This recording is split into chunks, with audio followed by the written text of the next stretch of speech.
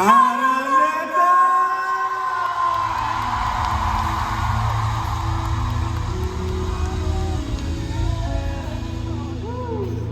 Hindi natin to. Sabi niya kanina, love for the last time. Sulitin natin to on day 4!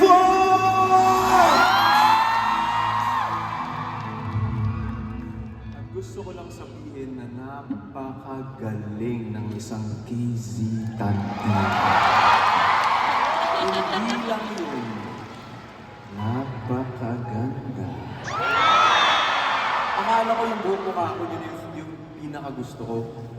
Ang ganda nung hair mo kahapon out of the 3 days nung nauna. Pero ito, ito. Tread carefully, my friend. Ang ganda nga. Ang ganda nung kahapon, yung third.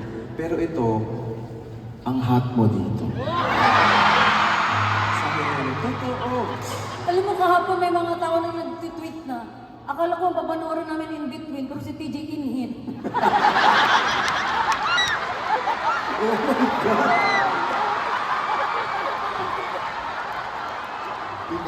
Hindi ganyan yung image ko sa kanila. Ang image ko sa kanila, wow, soft boy, mga ganun. Ano magagawa mo kung sobrang attracted ako sa'yo? Ano magagawa ko? Ano sabi mo man? As in, babe. Babe, nung nakita kita, wow, DJ Monterde. Sa'yo lahat yan? Ganda na. Ako lang to, parang pang... Mamatay siya. Mas mahirap ako mag-stairs. Sige. Let's go, baby. Come here, Baba.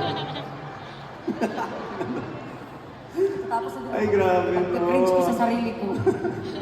Parang miss ko to. Hi, guys! Sobrang saya namin talaga. Kanina pa kami nag-aano na parang, wow. Lagi namin pinag-uusapan kasi ni KZ na sobrang blessed mo na to be able to be given a platform to perform. To be here in Araneta, hold a concert, and punuin yung Araneta Coliseum. Sobrang blessing nun. Sobrang rare na. Sobrang rare na opportunity. Mga kaibigan natin, mga friends in the industry know this also na Susulitin talaga natin. kung anong meron tayo it's such an unstable industry.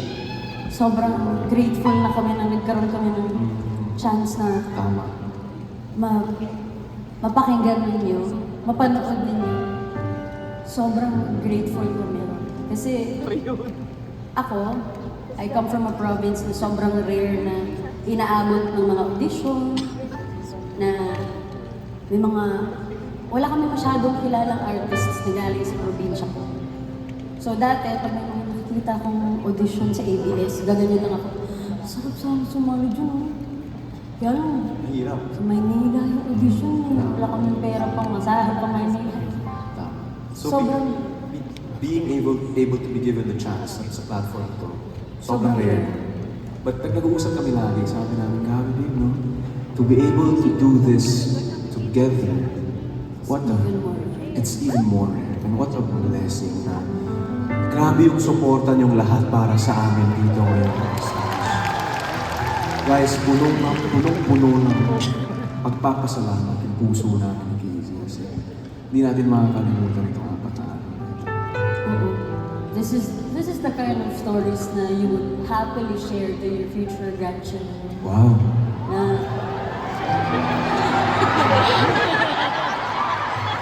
Kailan kaya yung children? Mami na sa grandchildren. may pangulit-ulit yung sinasabi ko, makabuyo-buyo kayo, ah. Kung ang lalaki nabubuntis, hindi niyo sasabihin yan. Kala niyo ina-add to cart lang ng bata, ah. Tapos kakatok na lang yung delivery ko. Sana ganun lang kadali, pero hindi. And I don't wanna be...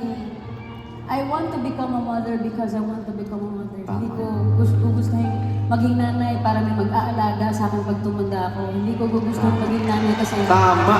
na-pressure ako na maging nanay. I Support want to you. be a mom because I want to be a mom. Yes. Call me mother.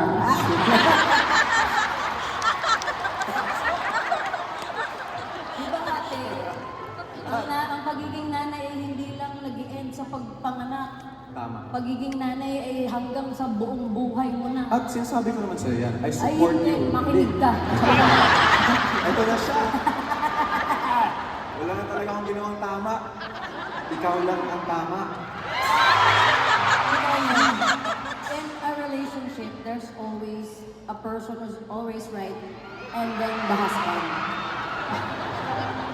Di, pero lagi ko naman sinasabi sa'yo, it's a mutual decision. Kung ayaw mo muna, sinasabi ko naman sa'yo, I can wait. Pero if gusto mo na, Ikaw, anytime, girl. hindi ganyan yung branding na pagkatapos nitong show na to. Akala ko si TJ sakboy lang. Okay lang. Pagkaano din pala. Pagkaano?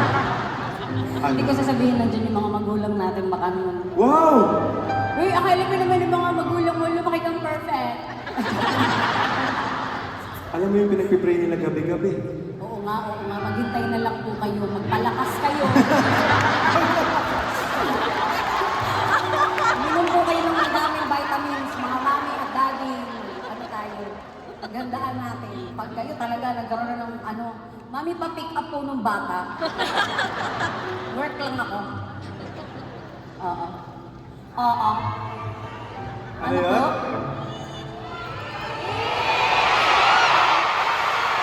May sample talaga naman.